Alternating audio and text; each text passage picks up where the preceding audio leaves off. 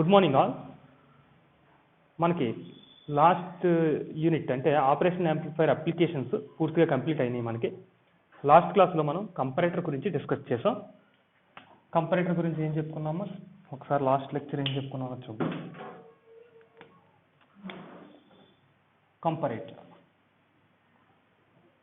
కంపారేటర్లో ఏం చెప్పాం మనం? ఏదైనా మనం రెండు ఇన్పుట్ సిగ్నల్స్ని ఇచ్చినప్పుడు, అంటే ఒకటి నౌన్ ఒకటి రెఫరెన్స్ వోల్టేజ్ అని చెప్పుకున్నాం. మనం నౌన్ అంటే మనకు తెలిసినటువంటి వోల్టేజ్ మనం రెఫరెన్స్ వోల్టేజ్ అని అన్నాం. అలాగే ఒక వోల్టేజ్ని అన్నౌన్ వోల్టేజ్ని తీసుకున్నాం. అన్నౌన్ వోల్టేజ్ని వచ్చేసి నాన్ ఇన్వర్టింగ్ టెర్మినల్కి ఇచ్చాం. ఇన్వర్టింగ్ టెర్మినల్కి ఏం చేసాం? మన నౌన్ వోల్టేజ్ అంటే రెఫరెన్స్ వోల్టేజ్ని ఇచ్చాం. ఇచ్చి ఏం చేసాం? అవుట్పుట్ని జనరేట్ చేసాం. మనం అవుట్పుట్ జనరేట్ చేసినప్పుడు అక్కడ రెఫరెన్స్ వోల్టేజ్కి అలాగే మనం తీసుకున్నటువంటి అన్నౌన్ వోల్టేజ్కి మధ్య ఉన్న రిలేషన్ బేస్ చేసుకుని అక్కడ నెగిటివ్ శాచురేషనా పాజిటివ్ శాచురేషన్ అని చెప్పి సైన్ వేవ్ అన్నది ఏ విధంగా మనకి స్క్వేర్ వేవ్గా కన్వర్ట్ అయింది అన్నది మనం అక్కడ ఎక్స్ప్లెయిన్ చేసాం. ఈ రోజు మన క్లాస్ ఏంటంటే ఆపరేషన్ యాంప్లిఫైర్ అప్లికేషన్స్ ఎలా కంప్లీట్ అయినాయి కదా కంపారేటర్తో. మరి ఈ అప్లికేషన్స్ని బేస్ చేసుకుని మనం ఇప్పుడు ప్రాబ్లమ్స్ చేయాలి. ఓకే, మనకు ఆపరేషన్ యాంప్లిఫైర్ అప్లికేషన్ నుండి మినిమం మనకి ఒక ప్రాబ్లం వస్తుంది. అన్నది పబ్లిక్ పాయింట్ ఆఫ్ వ్యూలో మనకు వస్తుంది. కాబట్టి మరి ఒకసారి అసలు ఆపరేషన్ యాంప్లిఫైర్ అప్లికేషన్స్ ఏంటి, దాని ఫార్ములాస్ కూడా ఒకసారి రివీల్ చేద్దాం. ఫార్ములాస్ని రివీల్ చేస్తే అప్పుడు మనం ప్రాబ్లమ్స్ చేయగలుగుతాం దాని నుండి. కాబట్టి యూనిట్ 2 ఆపరేషన్ యాంప్లిఫైర్ ఇంట్రడక్షన్, అలాగే దాని తర్వాత ఉన్నటువంటి యూనిట్ 3 ఆపరేషన్ యాంప్లిఫైర్ అప్లికేషన్స్లో ఉన్న టోటల్ ఫార్ములాస్ని ఒకసారి చూద్దాం.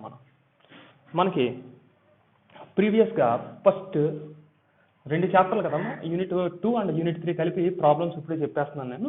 కాబట్టి యూనిట్ 2 ప్రాబ్లమ్స్ చెప్తాను, తర్వాత యూనిట్ 3 ప్రాబ్లమ్కి వెళ్దాం. ఫస్ట్ యూనిట్ 2లో ఉన్నటువంటి ఫార్ములాస్ ఏంటి? Unit 2 formulas. యూనిట్ 2 అంటే ఏంటమ్మా? Op amp introduction. Op amp ఇంట్రొడక్షన్లో మనకు చూసుకుంటే first open loop op amp. ఒకసారి నేను జస్ట్ ఇంట్రడ్యూస్ చేస్తానంటే ఛానల్ అయిపోవడం వల్ల మర్చిపోయే అవకాశం ఉంది. కాబట్టి అలాగే previous lectures op amp introduction సంబంధించి కూడా మన యూట్యూబ్లో మన లెక్చర్స్ ఉన్నాయి. కాబట్టి ఒకసారి మీకు ఏదైనా డౌట్ ఉంటే కనుక ఒకసారి ఆప్ యాంప్ ఇంట్రడక్షన్ లెక్చర్స్ ఒకసారి చూడండి. Op amp open loop closed loop అంటే మీకు ఐడియా ఉంది కదా. ఆప్ యాంప్కి నెగిటివ్ పాజిటివ్ అంటే inverting terminal non inverting terminal ఉంటాయని చెప్పుకున్నాం. ఇక్కడ నుంచి feedback resistance, this one is output, this one is non inverting terminal, this one is input resistor, let us take R1, this one is RF. ఇదంతా మనకు తెలిసిందే కదా. ఇక్కడ V1 అలాగే దీంతో పాటు ఇక్కడ ఏం తీసుకున్నాం? V2 అని తీసుకున్నాం. I1 equal to 0, I2 equal to 0. అలాగే వర్చువల్ గ్రౌండ్ నుంచి V2 ఈక్వల్ టు 0 అయినప్పుడు ఇక్కడ ఈ నాన్ ఇన్వర్టింగ్ టెర్మినల్ వాల్యూ 0 అయినప్పుడు వర్చువల్ గ్రౌండ్ నుంచి ఇక్కడ ఉన్నటువంటి V1 కూడా 0 అవుతుందని చెప్పేసి అక్కడ చెప్తాం. ఓకే, ఇది మనకు తెలిసిన కాన్సెప్ట్. అయితే ఇది ఇక్కడ మనం ఫీడ్బ్యాక్ రెసిస్టర్ తీసుకున్నాం కాబట్టి అలా ఫీడ్బ్యాక్ రెసిస్టర్ తీసుకుంటే దాన్ని క్లోజ్డ్ లూప్ అని అంటారు. అలా కాకుండా ఇక్కడ ఎటువంటి ఫీడ్బ్యాక్ రెసిస్టెన్స్ కూడా మనం తీసుకోకపోతే, అంటే వితౌట్ ఎనీ ఫీడ్బ్యాక్ రెసిస్టెన్స్ మన ఆపరేషన్ యాంప్లిఫైర్ కనుక తీసుకున్నట్లయితే దాన్ని ఓపెన్ లూప్ ఆప్ యాంప్ అని అంటాం. ఓకే, ఓపెన్ లూప్ ఆప్ యాంప్గా మనం గెయిన్ వాల్యూని క్యాలిక్యులేట్ చేయడం కనుక కూడా కానీ ఉంటుంది. కాబట్టి V0 అంటే కనుక అక్కడ స్టాండర్డ్ ఫార్ములా చాలాసార్లు చెప్పుకున్నాం మనం, A into V2 minus V1. అంటే V2 and V1B two inputs అంటే ఏంటి? ఇలా వద్దులే, ఫార్ములాస్ కదా రాసుకుని వెళ్దాం, ఈజీగా ఉంటుంది. ఇది ఉంచుతాను, ఎక్స్ప్లెయిన్ చేసినప్పుడు చూడడానికి ఉంటుంది. కాబట్టి first formula open loop op amp output. Open loop op యాంప్కి అవుట్పుట్ని క్యాలిక్యులేట్ చేయాలి, నా టార్గెట్ అది. అలా మీకు తెలిసిందే formula. If V1 inverting terminal signal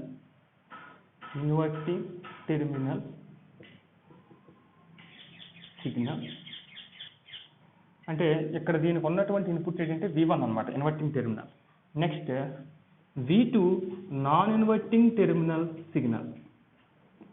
V1 అన్నదేమో ఇన్వర్టింగ్ టెర్మినల్ సిగ్నల్, V2 అన్నది ఏంటమ్మా? Non inverting terminal signal. V1 inverting terminal, V2 non inverting terminal signal అయితే దట్టు ఏ రిప్రజెంట్స్ యాంప్లిఫికేషన్. మరి కొన్ని సందర్భాల్లో మనం యాంప్లిఫికేషన్ అడగట్లేదు పబ్లిక్ పాయింట్ ఆఫ్ వ్యూలో, గెయిన్ అంటున్నాడు. గెయిన్ అన్న యాంప్లిఫికేషన్ అన్నా సరే ఒకటే, రెండు కూడా ఆల్టర్నేటివ్ టైమ్స్ ఆల్రెడీ చెప్పుకున్నాం మనం, గుర్తుంచుకోండి. Gain or amplification. మరి ఇక్కడ క్యాపిటల్ ఏ ఏం రిప్రజెంట్ చేస్తుందంటే యాంప్లిఫికేషన్ ఆర్ గెయిన్ రిప్రజెంట్ చేస్తుంది అనుకుంటే అప్పుడు అవుట్పుట్కి ఫార్ములా ఏంటమ్మా, V0 equal to A into V2 minus V1. Standard formula అనేది చాలా చాలా ఇంపార్టెంట్. ఈ ఫార్ములా గుర్తుంచుకోవాలి. మీకు ఆల్రెడీ తెలిసింది, ప్రీవియస్గా కూడా మనం ప్రతి కాన్సెప్ట్లోనూ కూడా ఈ ఫార్ములాని యూజ్ చేసాం. మరి అలాగే ఇక్కడ మన ప్రాబ్లమ్స్ పైన ఏంటి, ఒక ప్రాబ్లమే కదా వస్తుంది 2 యూనిట్ల నుంచి, లేకపోతే 2 ప్రాబ్లమ్సే కదా వస్తాయి అని చెప్పేసి ఎట్టి పరిస్థితుల్లోనే ఈ ప్రాబ్లమ్స్ని వదిలిపెట్టద్దు. ఎందుకంటే ఇది కాన్సెప్ట్ బేస్డ్. మన క్వశ్చన్లో థియరీ రాయకపోతే మార్క్స్ తగ్గే అవకాశం ఉంటుంది, కానీ ప్రాబ్లమ్స్లో థియరీ రాయాల్సిన పని ఉండదు కదా. దట్టు ఇంకొక విషయం ఏంటంటే మనకి ఇచ్చే ప్రాబ్లం ఆప్ యాంప్ ఇంట్రడక్షన్ నుంచి కానీ ఆప్ యాంప్ అప్లికేషన్స్ నుంచి కానీ ఎప్పుడు డైరెక్ట్ ప్రాబ్లం ఇస్తున్నాడు. దానికి మీరు ఎక్కువ టైం కూడా అక్కడ యూజ్ చేయక్కర్లేదు. విత్ ఇన్ 2-3 స్టెప్స్లో మనకు ఆన్సర్ వచ్చేస్తుంది. అటువంటి ప్రాబ్లమ్స్ మనకి ప్రీవియస్గా నేను చూసినప్పుడు అన్ని ఎగ్జామ్స్లో, అంటే ప్రీవియస్గా జరిగిన మీ పేపర్ అన్ని ఎగ్జామ్స్లోనూ కూడా ప్రతిసారి మనకి ఈజీగానే ఇస్తున్నాడు ప్రాబ్లం. అంటే ఫార్ములాని బేస్ చేసుకుని ఆన్సర్ క్యాలిక్యులేట్ చేసి ఇచ్చేస్తున్నాడు డైరెక్ట్. కాబట్టి ప్రతి ఫార్ములాని మనం నేర్చుకున్నట్లయితే ఇందులో ఎన్ని ఉంటాయేమో ఫార్ములాస్, మ్యాక్సిమం ఉంటే 3 or 4 ఉంటాయి ఫార్ములాస్ ఈ యూనిట్లో. ఆ 3-4 ఫార్ములాస్ గుర్తుంచుకుంటే మనకి ఈజీగా మనం మార్క్స్ గెయిన్ చేయగలుగుతాం, డైరెక్ట్ వాల్యూస్ సబ్స్టిట్యూట్ చేయడమే. కాబట్టి కొద్దిగా జాగ్రత్తగా వినండి. అలాగే ఈ ఫార్ములాస్ అన్నింటిని కూడా నేర్చుకోవడం చాలా బెటర్. నెక్స్ట్, ఇది ఆల్రెడీ మీకు తెలిసిందే కదా, ఆల్రెడీ అన్నీ యూజ్ చేసినాయి.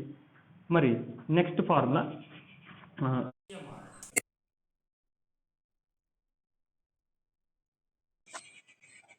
వచ్చి CMRR. మరి CMRR అంటే ఏంటి? First common mode rejection ratio. అంటే ఆపరేషన్ యాంప్లిఫైర్కి 2 ఇన్పుట్లో కూడా మనకి ఈక్వల్ అయినప్పుడు, అంటే V1 and V2 inputs equal అయినప్పుడు మనకి ఫార్ములా ఏమవుతుంది, V0 equal to 0, output value 0 అయిపోతుంది. అంటే అలా కామన్ మోడ్ సిగ్నల్ వచ్చినప్పుడు ఆపరేషన్ యాంప్లిఫైర్ అనేది వర్క్ చేయదు, కాబట్టి అటువంటి సిగ్నల్ని అది రిజెక్ట్ చేయాలి. మరి CMRR ఫార్ములా ఏం చెప్పుకున్నాం మనం, CMRR ఈక్వల్ టు ఏం చెప్పుకున్నాం మనం, differential mode gain to the common mode gain. Differential mode gain to the common mode gain. ఇది ఎప్పుడు పాజిటివ్ వాల్యూనే ఉంటుంది. CMRR అనేది రేషియో కాబట్టి ఎప్పుడు పాజిటివ్గానే తీసుకుంటాం మనం. అక్కడ కామన్ మోడ్ రిజెక్షన్ రేషియో అంటే ఏంటమ్మా, differential mode gain to the common mode gain. ఇక్కడ ఏడి ఏం రిప్రజెంట్ చేస్తుంది, డిఫరెన్షియల్ మోడ్ గెయిన్. అలాగే ఏసీ ఏం రిప్రజెంట్ చేస్తుంది, కామన్ మోడ్ గెయిన్. అంటే డిఫరెంట్ ఇన్పుట్స్ ఇచ్చినప్పుడు వచ్చేటటువంటి గెయిన్ ఏడి, కామన్ అంటే రెండింటికి ఈక్వల్ ఇన్పుట్స్ ఇచ్చినప్పుడు మనకు వచ్చేటటువంటి గెయిన్ వచ్చేసి కామన్ మోడ్ గెయిన్. ఈ రెండింటి మధ్య ఉండేటటువంటి రేషియోని ఏమంటారంటే CMRR అంటారు. ఓకేనమ్మా. Next third formula slew rate. ఈ స్లీవ్ రేట్ CMRR విషయానికి వచ్చేసరికి మనకి పబ్లిక్ పాయింట్ ఆఫ్ వ్యూలో కూడా చాలా చాలా ఇంపార్టెంట్ కాన్సెప్ట్స్ ఇవి. ఎందుకంటే మనకి CMRR స్లీవ్ రేట్ నుంచి మనకి ఒక షార్ట్ ఆన్సర్ క్వశ్చన్ మ్యాక్సిమం ఇచ్చేస్తున్నాడు. కాబట్టి CMRR గురించి కంప్లీట్లీ డీటెయిల్గా నేను ఎక్స్ప్లెయిన్ చేశాను కదా ప్రీవియస్ లెక్చర్స్లో. అక్కడ ఒకసారి CMRRని స్లీవ్ రేట్ని ఒకసారి రిపీల్ చేయండి. ఓకే. మరి స్లీవ్ రేట్ అంటే ఏంటమ్మా, rate of change in output voltage. అంటే మనం ఒక ఇన్పుట్ ఇచ్చాం, ఆ ఇన్పుట్ని అది కనుక ఐడియల్ ఆప్ యాంప్ అయితే ఎలా కన్వర్ట్ చేయాలి, ఇమీడియట్గా ఇన్పుట్ని అవుట్పుట్గా కన్వర్ట్ చేసేయాలి without taking any time delay. దాన్ని మనం ఏమన్నాము అక్కడ, ప్రాపగేషన్ డిలే అని అన్నాం. గుర్తుంచుకోండి, అక్కడ టైం డిలేని ఏమంటారంటే ప్రాపగేషన్ డిలే అని అంటాడు. మరి ఆ డిలే అన్నది ఎప్పుడైతే ప్రతి ఎక్విప్మెంట్కి కూడా డిలే అన్నది ఉంటుంది.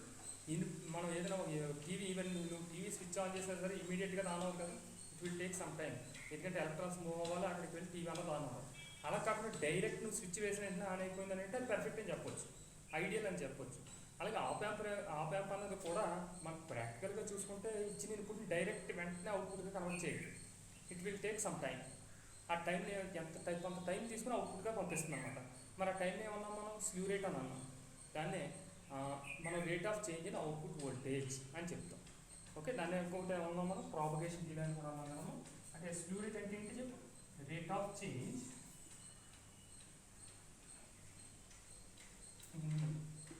అవుట్పుట్ వోల్టేజ్, అంటే టైంతో పాటు ఏ విధంగా వ్యారీ అవుతుంది అనేది స్లూ రేట్గా చెప్తాం. మరి స్లూ రేట్ని మనం స్లూ రేట్ కొన్ని సందర్భాలు ఎస్ అని ఎంత ఉంటుంది,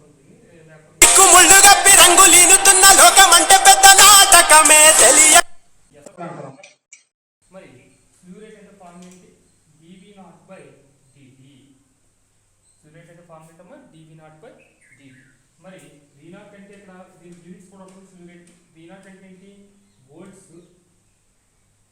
బై dt అంటే ఏంటి, టైం. టైం ఇంటూ కూడా ఇందులో మనకి ఇదే అలా చాలా తక్కువ ఉంటుంది కాబట్టి మైక్రో సెకండ్స్లో తీసుకుంటారు.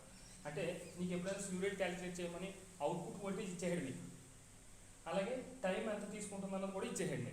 అప్పుడు పైన న్యూమరేటర్లో ఏం చేయాలి, వోల్టేజ్ని తీసుకుని డినామినేటర్లో టైంని తీసుకోవాలి. కాబట్టి యూనిట్స్ ఏమవుతాయేమో వోల్ట్స్ బై మైక్రో సెకండ్ అవుతుంది. ఇది ఒక్కసారి బోర్డుని ఏం చేస్తారంటే ఒక స్క్రీన్ షాట్ తీసుకోండి, తీసుకుంటే ఈ ఫార్ములాస్ రిమెంబర్ చేయడానికి ఉంటుంది. దీన్ని బేస్ చేసుకుని ఈరోజు ప్రాబ్లమ్స్ చేద్దాం. అప్పుడు ఫస్ట్ యూనిట్ ప్రాబ్లమ్స్ అయితే second unit operation amplifier introduction ఉన్నటువంటి ప్రాబ్లమ్స్ ఈరోజు కంప్లీట్ చేద్దాం. మేబీ నేను 2-3 ప్రాబ్లమ్స్ చెప్తాను అంతే. దాన్ని బట్టి మీరు అంటే ఆ మూడే ఇస్తారా పబ్లిక్ లైట్ అలా కాదు, ప్రతిదీ కూడా కాన్సెప్ట్ బేస్. మీరు అక్కడ డయాగ్రామ్ ఇచ్చి మనం ప్రాబ్లం అడగచ్చు, ఒకసారి క్లియర్గా వెరిఫై చేసి ప్రాబ్లం చేయడం. ఓకేనా, ఒకసారి బోర్డ్ని స్క్రీన్ షాట్ తీసుకోండి, మనకు రెఫర్ చేయడానికి ఈజీ ఉంటుంది.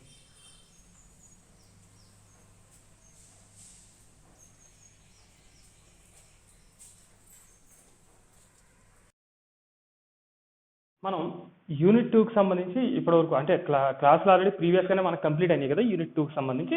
దాంట్లో ఉన్నటువంటి ఫార్ములాస్ అన్నీ కూడా ఇప్పుడు చూసాం మనం. మరి ఆ ఫార్ములాస్ని బేస్ చేసుకుని కొన్ని ఫ్యూ ప్రాబ్లమ్స్ అనేవి చేద్దాం. మనకి పబ్లిక్ పాయింట్ ఆఫ్ వ్యూలో ఈ చాప్టర్ నుంచి ఏంటంటే చాలా ఈజీగా ప్రాబ్లమ్స్ అనేవి అడుగుతున్నాడు, ఎందుకంటే ఇందులో ఉన్న ఫార్ములాస్ కూడా చాలా తక్కువ. కాబట్టి దీని నుంచి ఒక 2-3 ప్రాబ్లమ్స్ని చేద్దాం ఈరోజు. అంటే problems on operational amplifier introduction. ఇప్పుడు మనం ఇంట్రడక్షన్ సంబంధించి ఫార్ములాస్ కూడా చూసాం, ఒకసారి దాని నుంచి ప్రాబ్లమ్స్ చేద్దాం.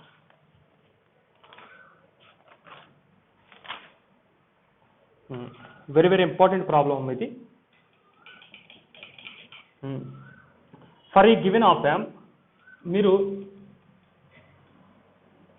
For a given op amp ఒకసారి నేను ప్రాబ్లం చెప్పిన తర్వాత క్వశ్చన్ చెప్తాను కదా, నేను క్వశ్చన్ చెప్పిన తర్వాత మీరు ఏం చేస్తారంటే వీడియోని పాస్లో పెట్టండి. వీడియోని పాస్లో పెట్టి ఆడిచ్చిన డేటా ఏంటి, ఆడు ఏం అడుగుతున్నాడు ఆ క్వశ్చన్ అన్నది పూర్తిగా చదవండి. చదివినప్పుడు ఏంటంటే మనకు ఆ క్వశ్చన్ పైన ఒక క్లారిటీ వస్తుంది. అప్పుడు దాని తర్వాత మీకు ఆల్రెడీ ఫార్ములాస్ నేను ఇంతకు ముందు ఒక స్క్రీన్ షాట్ తీయమని చెప్పాను కదా, ఆ ఫార్ములాస్ మీకు ఆల్రెడీ ఐడియా ఉంటాయి. ఆ ఫార్ములాస్లో ఏ ఫార్ములాని యూజ్ చేస్తే మనకు ఆన్సర్ జనరేట్ అవుతుంది అన్నది మీకు ఆ క్వశ్చన్ చదవగానే అర్థమవుతుంది. అప్పుడు ఆ వాల్యూస్ వేసి మీరు ముందు పేపర్ పైన ప్రయత్నించండి. మీరు ఒక రఫ్ బుక్ తీసుకుని మీరు ప్రయత్నించండి ఫస్ట్. అప్పుడు మీకు ప్రాబ్లం చేసేసిన తర్వాత అప్పుడు వీడియో ప్లే చేయండి. అప్పుడు ఏమవుతుందంటే రెండింటిని కనుక కంపేర్ చేస్తే మీకు ఎక్కడ ఏమైనా డౌట్స్ ఏమైనా ఉన్నాయా, లేకపోతే మనం చేయగలుగుతాం ప్రాబ్లం లేదా అన్నది తెలుస్తుంది. ఎందుకంటే మీరు ఆ విధంగా ప్రాక్టీస్ చేస్తే మాత్రం మనం పబ్లిక్లో ప్రాబ్లం చేయగలుగుతాం. ఎందుకంటే పబ్లిక్లో చూస్తే మనకు ప్రాబ్లం ఇదే వాల్యూస్ ఇవ్వాలని రూల్ ఏమి లేదు కదా, మనం చూసి నేర్చుకోవడానికి. కాబట్టి కొంత టైం అయితే తీసుకుంటుంది. కాబట్టి మనం ఖచ్చితంగా ఇక్కడ క్వశ్చన్ రాసినప్పుడు క్వశ్చన్ వీడియోని పాస్లో పెట్టి మీరు ఆన్సర్ చేయాలి. ఓకే, ఆ విధంగా ప్రయత్నించండి. ఇప్పుడు నేను క్వశ్చన్ చెప్తున్నాను చూడండి. For a given op amp, ఒక ఆపరేషన్ యాంప్లిఫైర్ ఇచ్చాడు మనకి. ఆపరేషన్ యాంప్లిఫైర్ సంబంధించి CMRR common mode rejection ratio equal to 10⁴ అన్నాడు. అంటే కామన్ మోడ్ రిజెక్షన్ రేషియో ఇచ్చేయడమ్మా. నెక్స్ట్ అండ్ డిఫరెన్షియల్ గెయిన్ అదేమన్నాడమ్మా, డిఫరెన్షియల్ గెయిన్. క్వశ్చన్ క్లియర్గా రాసుకోవాలి, చాలా చాలా ఇంపార్టెంట్ ఇది. డిఫరెన్షియల్ గెయిన్ AD వాల్యూ కూడా ఇచ్చాడు మనకి. AD ఈక్వల్ టు 10⁴ అన్నాడు. ఓకే, అలాగే determine the common mode gain. మనల్ని ఏమడుగుతున్నాడు, determine the common mode gain. Common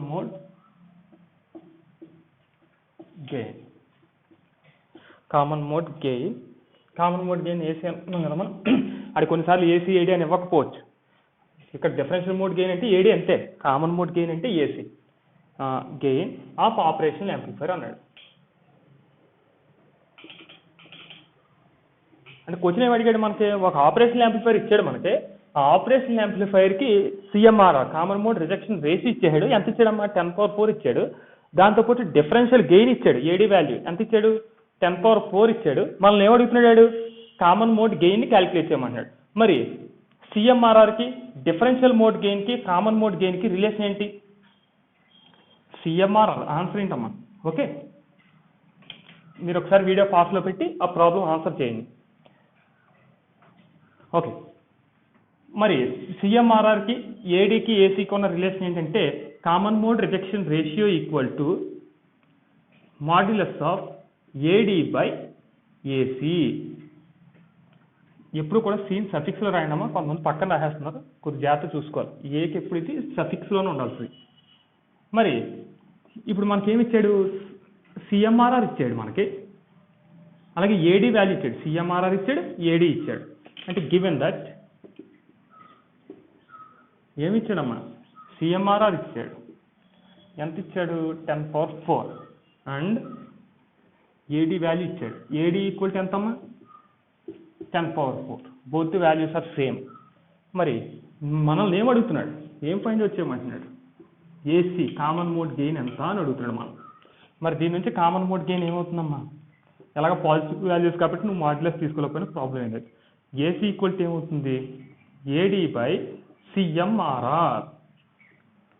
ఏంటమ్మది? AD by CMRR. మరి దీని నుంచి ఏసీ ఈక్వల్ టు మనకి ఏడీ వాల్యూ సిఎంఆర్ఆర్ వాల్యూ 10⁴ కాబట్టి 10⁴ బై 10⁴. అంటే 10⁴ 10⁴ క్యాన్సిల్ అయిపోతే ఆన్సర్ ఎంతమ్మా? Therefore, common mode gain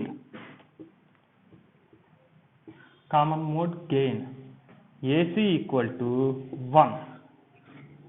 common mode gain value ఎంతమ్మా? ఫైనల్గా AC equal to 1.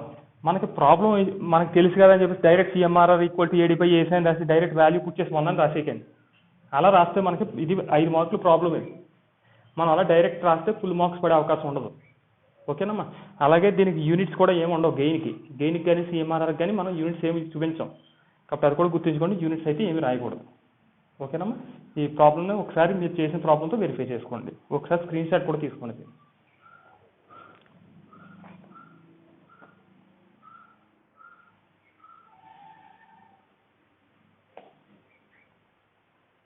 Next problem on slew rate. Slew rate పైన ప్రాబ్లం చూద్దాం. Problem number 2. The output voltage of a certain op amp, the output voltage of a certain op amp, the output voltage of a certain op amp, circuit changed by 25 volts, changed by 25 volts in 5 microseconds. What is the slew rate? ఇది కూడా చాలా important problem ఇది slew rate పైన. What is the slew rate? ఒక operation amplifier ఉందట, దాని circuit 25 volts change అవుతుందట. ఎంతమ్మా? In 5 microsecond. మనల్ని స్లీవ్ రేట్ని ఫైండ్ అవుట్ చేయమంటున్నాడు. మరి స్లీవ్ రేట్ని ఫైండ్ అవుట్ చేయాలంటే స్లీవ్ రేట్కి ఫస్ట్ ఫార్ములా ఏంటి? Slew rate of change in output voltage అని చెప్పుకున్నాం కదమ్మా. Slew rate equal to formula ఏంట్రా? dV0/dt. దీన్నే మనం ఏమన్నాం? Output voltage by time. మరి అవుట్పుట్ వోల్టేజ్ బై టైం మనకు తెలిసిందే. మరి ఇప్పుడు ఆడు ఏమి ఇచ్చాడమ్మా? అవుట్పుట్ వోల్టేజ్ ఇచ్చాడు. చేంజ్ బై 25 వోల్ట్స్ అన్నాడు. అంటే ఏమి ఇచ్చాడు? అవుట్పుట్ వోల్టేజ్ గివెన్ ఏమి ఇచ్చాడమ్మా మనకి? అవుట్పుట్ వోల్టేజ్ ఈక్వల్ టు ఎంత ఇచ్చాడు? 25 వోల్ట్స్. మనకి ఇక్కడ యూనిట్స్ కూడా చాలా చాలా ఇంపార్టెంట్. రే ఆ యూనిట్స్ SI యూనిట్స్లో ఉన్నాయా లేదా, లేకపోతే వాటిని ఏమైనా కన్వర్ట్ చేయాలా, లేకపోతే కిలోస్లో ఉందా, మెగాస్లో ఉందా, లేకపోతే మిల్లీ వోల్ట్స్లో ఉందా అన్నది కూడా చాలా క్లియర్గా వెరిఫై చేయాలి. మీరు యూనిట్స్ని కన్వర్ట్ చేయకపోయినా సరే మనకి ఆన్సర్ తప్పు వచ్చే అవకాశం ఉంది. ఓకే, మనకి అవుట్పుట్ వోల్టేజ్ ఇచ్చాడు మనకి 25 వోల్ట్స్. ప్రాబ్లం లేదు, ఎందుకంటే మనకి యూనిట్స్ ఏంటి ఇక్కడ? Volts by micro second. అంటే ఏంటి? పైన ఉన్నది ఎప్పుడు వోల్ట్స్లో ఉండాలి, కింద ఉన్నది ఎప్పుడు మైక్రో సెకండ్స్లో ఉండాలి. సపోజ్ అది సెకండ్స్లో ఇచ్చినా సరే నువ్వు మళ్ళీ దాన్ని మైక్రో సెకండ్స్లో కన్వర్ట్ చేయాలి. ఓకేనమ్మా. మరి అలాగే టైం ఇచ్చాడు, నీకు ఎంత ఇచ్చాడు? 5 micro second. Time equal to 5 micro second. నీకు అవుట్పుట్ వోల్టేజ్ ఇచ్చాడు, టైం ఇచ్చాడు, కాబట్టి స్లూ రేట్ని కట్టడం ఈజీయే కదా. మనకు స్లూ రేట్ ఈక్వల్ టు ఏమవుతుందమ్మా? 25 volts బై 5 మైక్రో సెకండ్. అంటే 525లో 5 టైమ్స్ పోతుంది కాబట్టి ఆన్సర్ వచ్చేసి 5 volts బై మైక్రో సెకండ్. మీరు ఇక్కడ ఈ ఈక్వేషన్ గమనిస్తే అసలు స్లూ రేట్ అంటే మనం ఏం చెప్తున్నాం? డిలే అని చెప్తున్నాం కదా, అది వోల్ట్స్ బై మైక్రో సెకండ్. అంటే ఎంత డిలే అవుతుందంటే 5 మైక్రో సెకండ్స్ డిలే అవుతుంది అన్నమాట ప్రతి వోల్టేజ్కి కూడా. ఈ విధంగా మనం 5 volts చేంజ్ అవుతుంది ప్రతి మైక్రో సెకండ్కి. ఈ విధంగా మనం స్లూ రేట్ని ఫైండ్ అవుట్ చేయొచ్చు. మనకు స్లూ రేట్ గురించి కూడా పబ్లిక్ పాయింట్ ఆఫ్ వ్యూలో ఎక్కువగా అడుగుతున్నామా, కాబట్టి ఈ ప్రాబ్లం కూడా తెలుసుకుని ఉంటారు. ఓకే, ఒకసారి స్క్రీన్ షాట్ తీసుకోండి. ప్రాబ్లం చూడకుండా చేసుకోవడం అంటే ఒకసారి వెరిఫై చేసుకోండి. ఓకేనమ్మా, నెక్స్ట్ ప్రాబ్లం చూద్దాం. నెక్స్ట్ ప్రాబ్లం వచ్చి input offset current, input offset వోల్టేజ్కి సంబంధించి మీకు ఆల్రెడీ మనం క్యారెక్టరిస్టిక్స్ చెప్పుకున్నాం కదమ్మా. ఇప్పుడు ప్రీవియస్గా చాలా ఇంపార్టెంట్ అని చెప్పి ideal and practical characteristics of operation amplifier అని చెప్పి మనం చెప్పుకున్నాం. ఆ క్యారెక్టరిస్టిక్స్లో ఇది input offset current, input offset voltage అన్నది కూడా ఒక మెయిన్ క్యారెక్టరిస్టిక్. అది మీకు ఎవరికైనా డౌట్ ఉంటే కనుక ఒకసారి యూనిట్ 1, యూనిట్ 2లో జరిగినటువంటి లెక్చర్స్ని ఒకసారి చూడండి. ఓకే, ఇక్కడ కూడా ఒకసారి చెప్తాను నేను, జస్ట్ ఇంట్రడక్షన్ మాత్రమే. Problem number 3. An op amp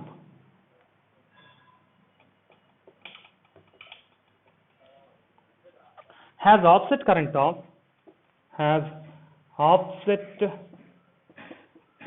of 100 nanoamperes and a feedback resistance of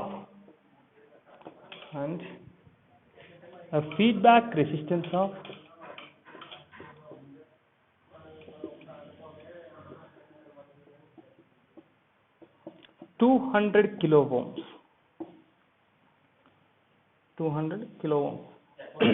Calculate the offset voltage.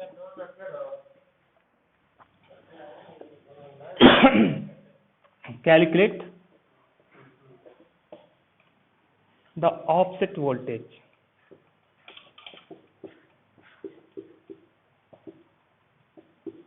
Okay, ఇది మనకు వచ్చేది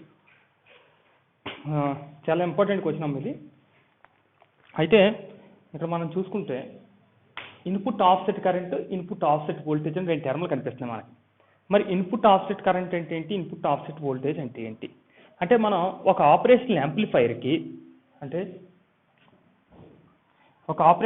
మనం V1, V2 ఇన్పుట్లు ఇస్తామంటున్నాం కదా. మనం V1, V2 అని ఎటువంటి ఇన్పుట్స్ ఇవ్వలేదు నేను. మరి ఏదైనా ఒక ఎక్విప్మెంట్కి మనం ఇన్పుట్ ఇవ్వలేనప్పుడు అవుట్పుట్ జనరేట్ అవ్వచ్చా అంటే అవుట్పుట్ జనరేట్ అవ్వకూడదు. అంటే నో ఇన్పుట్ నో అవుట్పుట్. అంటే ఇన్పుట్ ఎటువంటి ఇన్పుట్ ఇవ్వకపోతే ఎటువంటి అవుట్పుట్ జనరేట్ చేయకూడదు. కానీ డ్యూ టు దాంట్లో ఉన్నటువంటి ఎర్రర్స్ కారణంగా మనం ఏమవుతుందంటే మనం ఎటువంటి ఇన్పుట్ ఇవ్వకపోయినా సరే మనకి అవుట్పుట్లో ఫ్రాక్షనల్ అవుట్పుట్ అన్నది కనిపిస్తుంది. అవుట్పుట్ టెర్మినల్ దగ్గర ఏం కనిపిస్తుందమ్మా? Fractional output. అంటే కొద్దిగా అవుట్పుట్ మాత్రం అక్కడ కనబడుతుంది మనకి. మరి ఆ ఫ్రాక్షనల్ అవుట్పుట్ ఏదైతే ఉందో దాన్ని ఎర్రర్ అంటాం మనం. మరి మనం ఎటువంటి ఇన్పుట్ ఇవ్వలేదు, అక్కడ అవుట్పుట్ అనేది జనరేట్ అయింది. అంటే ఇన్పుట్ వోల్టేజ్ ఇవ్వకపోతే అక్కడ అవుట్పుట్లో వోల్టేజ్ అనేది జనరేట్ అయింది అంటున్నాం కదమ్మా. ఆ జనరేట్ అయినటువంటి వోల్టేజ్ ఏమంటాం మనం? ఆఫ్సెట్ వోల్టేజ్ అని అంటాం. మరి వోల్టేజ్ ఎప్పుడైతే ఎటువంటి వోల్టేజ్ ఇవ్వలేనప్పుడు అక్కడ అవుట్పుట్లో వోల్టేజ్ ఎప్పుడైతే ఎగ్జిస్ట్ అయిందో మనకి by ohm's law V = IR కాబట్టి వోల్టేజ్ ఎగ్జిస్ట్ అయితే ఇంకోటి ఏమి ఎగ్జిస్ట్ అవ్వాలి? కరెంట్ కూడా ఎగ్జిస్ట్ అవ్వాలి. అంటే వోల్టేజ్ ఎగ్జిస్ట్ అయితే కరెంట్ కూడా ఎగ్జిస్ట్ అవుతుంది. మరి ఎటువంటి వోల్టేజ్ ఇవ్వలేనప్పుడు అక్కడ వోల్టేజ్ ఎగ్జిస్ట్ అయింది, దాన్ని మనం ఏమన్నాం? ఆఫ్సెట్ వోల్టేజ్ అని అన్నాం. అలాగే ఎటువంటి కరెంట్ ఇవ్వలేదు కాబట్టి అక్కడ మనం వోల్టేజ్ ఇవ్వలేదంటే కరెంట్ కూడా ఇవ్వలేదు కాబట్టి అక్కడ ఏర్పడేది ఏంటమ్మా? Offset current. మన క్వశ్చన్లో అదే అడుగుతున్నాడు. ఏమడుగుతున్నాడు? Op amp has offset current ఇచ్చాడు మనకి, అండ్ ఫీడ్బ్యాక్ రెసిస్టెన్స్ ఇచ్చాడు మనకి. క్యాల్కులేట్ ది ఆఫ్సెట్ వోల్టేజ్ అంటున్నాడు. మరి మనం ఏం కట్టాలి? అక్కడ ఆఫ్సెట్ వోల్టేజ్ని క్యాల్కులేట్ చేయాలి. అది మన target by ohm's law. Okay, మీకు అర్థమైతే కనుక ఏ ఫార్మ్ యూజ్ చేయాలో మీరు ఈజీగా ఫైండ్ అవుట్ చేయొచ్చు. దీని సొల్యూషన్ చూద్దాం.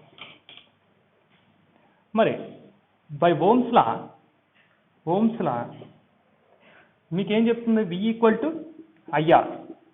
కానీ ఇక్కడ V తీసుకున్నా, కరెంట్ తీసుకున్నా, రెసిస్టెన్స్ అలాగే ఫీడ్బ్యాక్ రెసిస్టెన్స్ అది. మరి యాక్చువల్గా అయితే V ఈక్వల్ టు ఐఆర్, కానీ ఇక్కడ మనల్ని అడుగుతుంది ఏంటంటే input offset voltage, input offset current, input feedback resistance. అంటే ఇక్కడ V అంటే ఏమవుతుంది? VI అని తీసుకుంటాను నేను.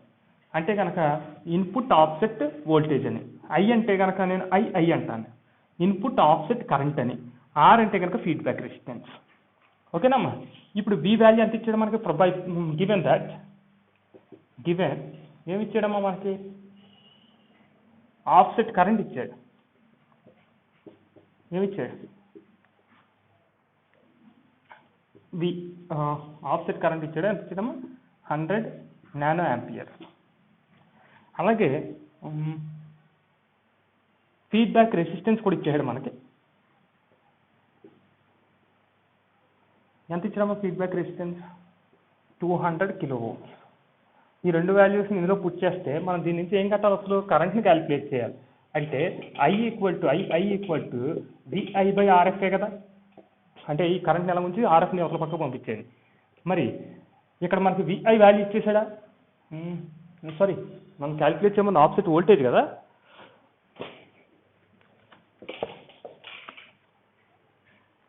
ఆఫ్సెట్ వోల్టేజ్ క్యాలిక్యులేట్ చేయమని అమ్మ మనల్ని. మరి ఆఫ్సెట్ వోల్టేజ్ కావాలని అంటే V ఈక్వల్ టు ఫార్ములా ఏంటి?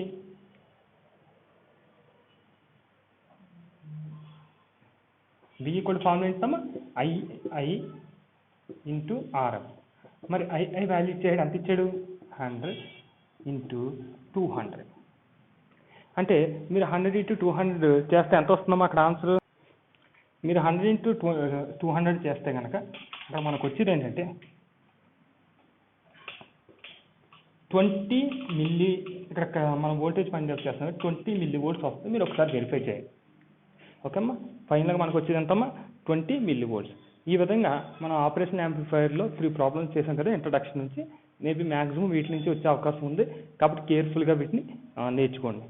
Okay, thank you all. See you tomorrow.